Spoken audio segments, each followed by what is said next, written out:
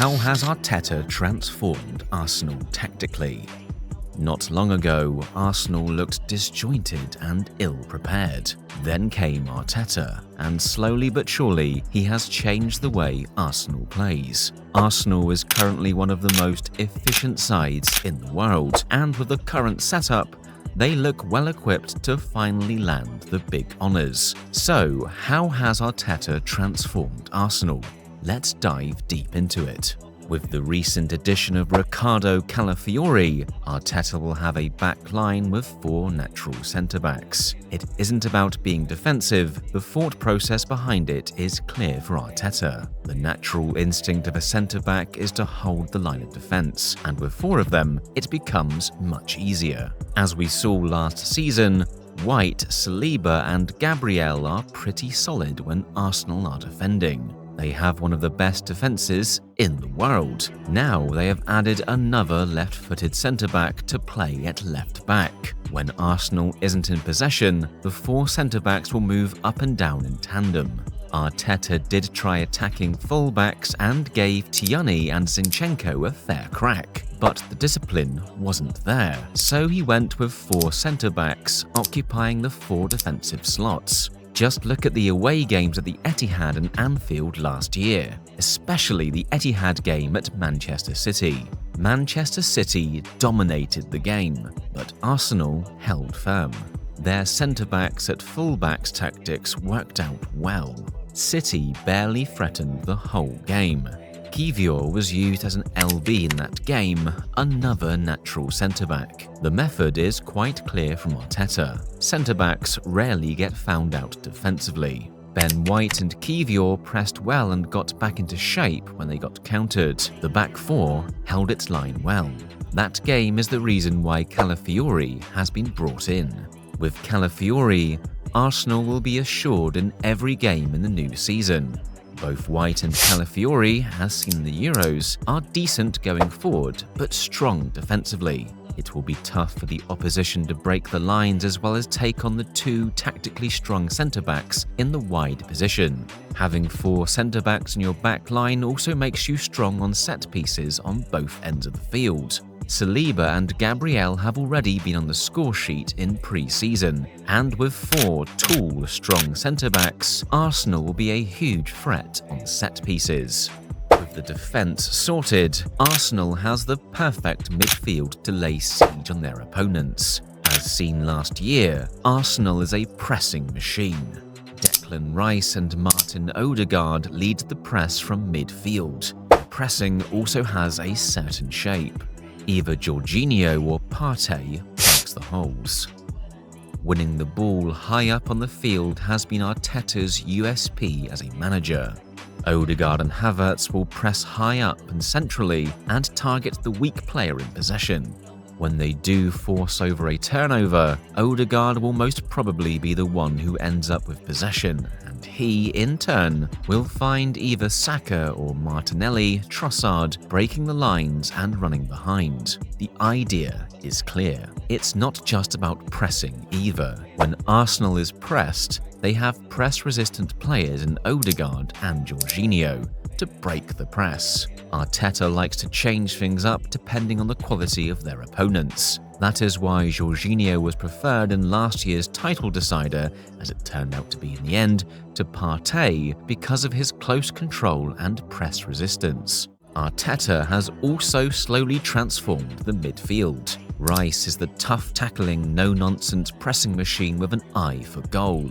Odegaard is the press-resistant playmaker, and Arteta has several different options for the third spot in his 4-3-3 formation. He has Partey, Vieira and Jorginho in the squad, and there are rumours about Mikel Merino that would just complete the midfield for Arsenal. Arteta likes his midfield to dominate, and if Merino is added to this already sizzling midfield, then it's game over. With Odegaard pressing high up in the field, Rice and Jorginho press the midfield to force the opponents to cough up possession. And if they go long, they have 4 burly centre-backs waiting to win the long balls and duels. The idea is clear. Arteta has the answer for possession-based opponents, and long ball teams. We have already seen the tactics in the previous 2 years. Martinelli, Jesus and Saka pressing high up in the field like a pack of dogs, and then they added Havertz too. Saka and Martinelli have a clear plan of pressing the fullbacks and the space between the centre-backs and the fullbacks. What Jesus and Havertz do is press in tandem with Odegaard. The opponent centre-backs are pressed by the attacking midfielder Odegaard and a striker, either Jesus or Havertz. Jesus is used against slow teams, while Havertz has been used against more technically efficient teams. There have been times when Havertz has also been used as a number 10 by Arteta, a role for which Havertz was groomed since his younger days. Havertz then takes on the role of Odegaard, and Odegaard moves into the number 8 spot. The formation is pretty flexible, and that is what makes Arsenal a dangerous side. They can fit in more than 4 attackers in their team, and again, it comes down to being able to field 4 centre-backs. You see, everything is planned. The 4 centre-backs gives Arteta the option to be flexible further forward. A team that parks the bus against Arsenal isn't safe either, because then Arteta can just play Havertz as a number 10 rather than the number 9. Jesus takes up the role of the number 9, and then when it comes to pressing, it's just a massacre as there are 5 attackers now, pressing the low block sides with Rice shielding the back 4 if opponents somehow manage to break the press. The counter-attacking game is also a very strong point for Arteta's side. The speed of Saka and Martinelli Trossard gives them the edge, and they have the midfield to find the wingers in the channels or in the pockets of space. Saka especially has been devastating. He is still only 22, but already one of the deadliest wingers in the Premier League and world football. He has the it factor, and if you have doubts, you can check his goal against Switzerland in the Euros.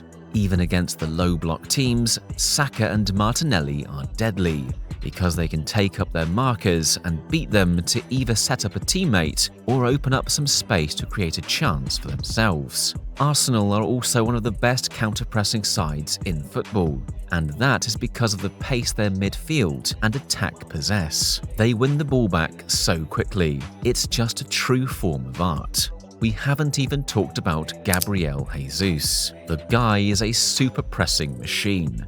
We had already seen that during his Manchester City days. While not a clinical striker, Jesus never stops running. That is his biggest strength because that becomes Arteta's biggest strength. The amount of times Jesus wins the ball in the opponent's half is incredible.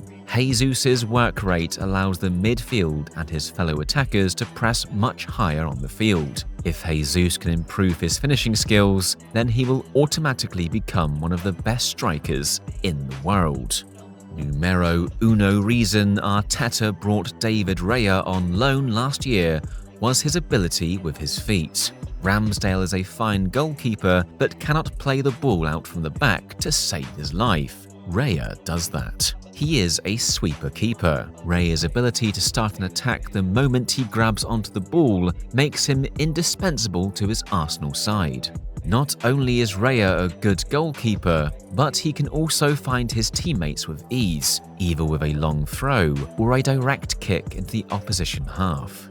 Only Alisson and Ederson can do what Raya can in the Premier League, and it shows. Raya also won the Golden Glove Award for the 2023-24 season and now sees himself on the elite list. Again, it's not just about shot-stopping ability, but also Raya's ability to start quick attacks, which separates him from Ramsdale. Arteta was smart enough to get Raya on loan for a season to test him out before buying him outright this season. To be honest, the only thing left now for Arsenal under Arteta is winning a major trophy, and the way they are set up for the upcoming season, you could argue they have an excellent chance of finally breaking that duck. Arteta and Arsenal are almost there. Will this season be another almost season, or will they finally deliver on a lot of promises? We will be there to see it.